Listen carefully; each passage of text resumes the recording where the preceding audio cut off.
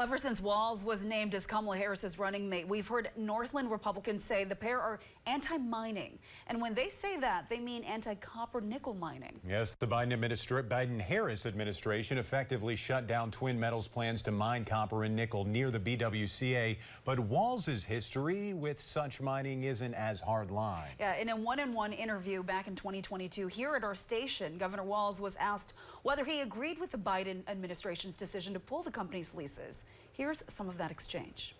The federal government has withdrawn. My criticism is why wouldn't we finish the environmental impact statement to see when they pulled that back? That's when the leases could go forward. They can't go forward now. They've been pulled back, so we put things on hold. If the leases were able to go forward, another administration we would follow the process. We would You- follow the process as it goes. You would support at least the process moving to forward find out if for it's Twin feasible. Metals? Now, with Walz possibly on his way to the White House, Northern News Now's Kara Kopp is looking into how that could impact the Iron Range. Northern Minnesota is well known for mining. That is mostly only 2 Minnesotans. A lot of people in the country don't even realize that Minnesota is a mining state.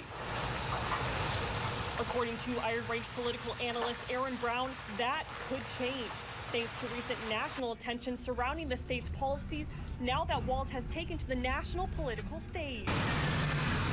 Having a Walz, a Minnesotan, in the conversations at a high level will ensure that at least Minnesota's and northern Minnesota's views are understood. However, according to Brown, there has been controversy at home regarding Walz's approach to state regulations copper-nickel mining proposals, a stance Brown says likely won't change. He has allowed the process to play out, or for companies to figure out things themselves more so than perhaps his predecessors. Brown claims Walz leans more on federal regulations to govern copper-nickel mining proposals.